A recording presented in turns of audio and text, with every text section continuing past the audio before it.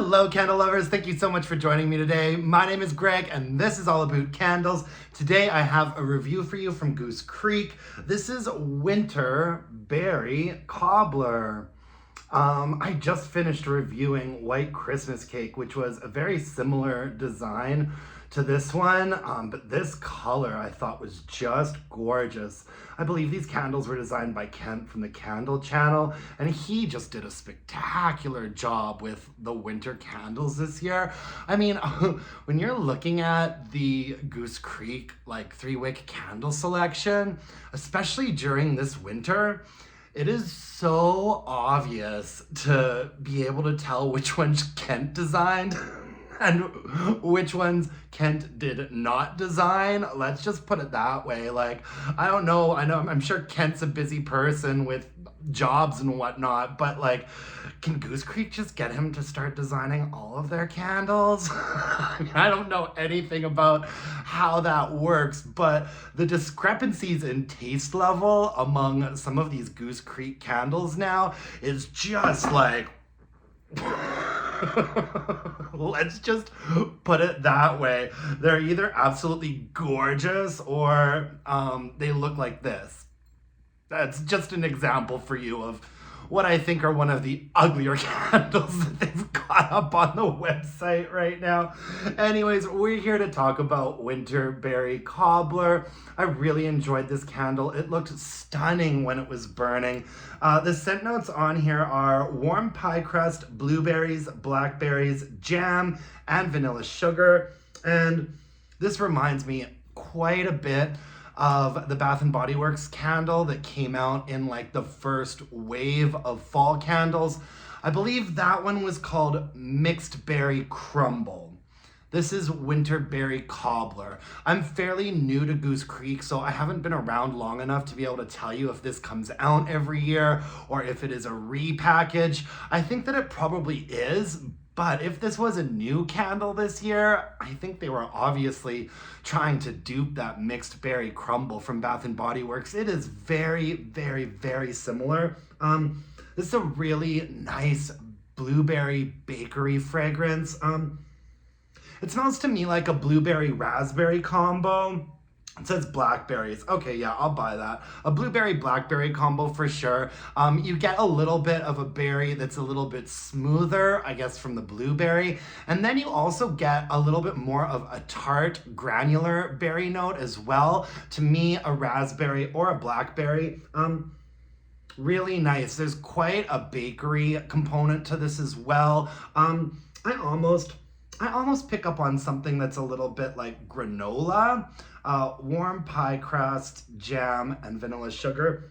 You know how when you have like a winter berry cobbler or a crumble or something like that, you know how sometimes they're sprinkled on top with like oats or granola or something and the top gets a little bit crispy? This candle does a really, really good job of sort of getting that vibe across. Like, I couldn't think of a better name for this candle than Winter Berry Cobbler. They are not misleading us at all with what this fragrance is about or what it smells like.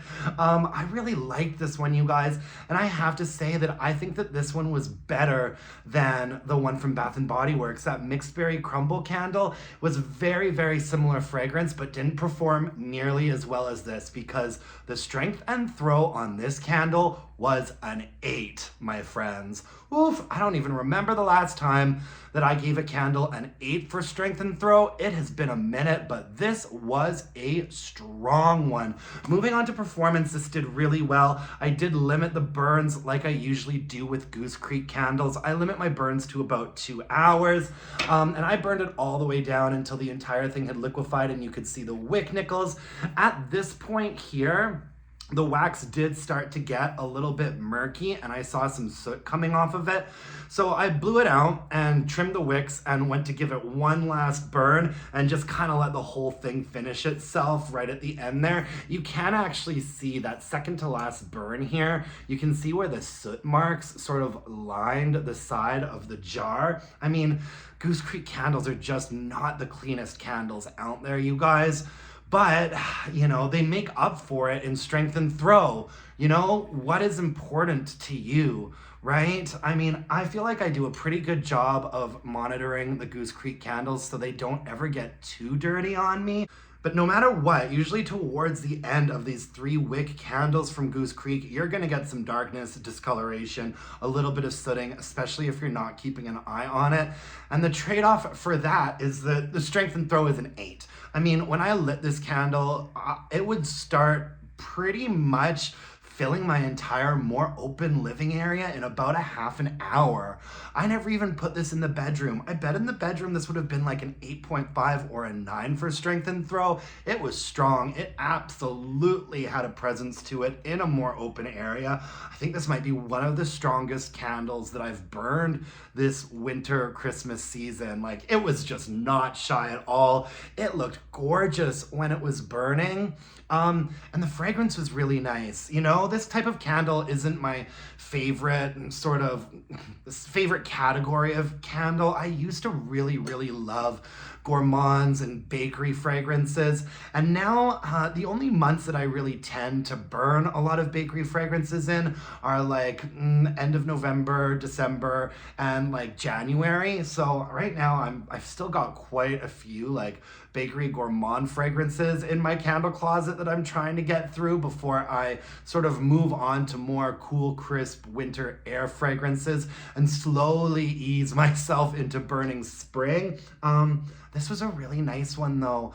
I'm not sure if I'll repurchase it just because, like I said, I really like to try things at least once, and I hadn't tried this candle before, so I wanted to give it a go. I have no complaints about the fragrance or the performance. This is just the type of candle that I'm sort of, I don't know, I'm moving away from right now. Does that make any sense? But yeah, I don't know if I would repurchase it, but I highly recommend it. If this is the type of candle that's up your alley, or if you bought that mixed berry crumble from Bath and Body Works earlier last year and you just wish that it had been stronger, I would definitely recommend this one. I think we'll have to wait until next year to get it. So doing a review like this is mostly for posterity, but yeah, I needed to let you guys know this was a gorgeous candle, liked the fragrance, performance was amazing. You just got to keep an eye out for some of that sootiness and dirtiness that is often going to happen with the last like 20% of a Goose Creek candle. But yeah,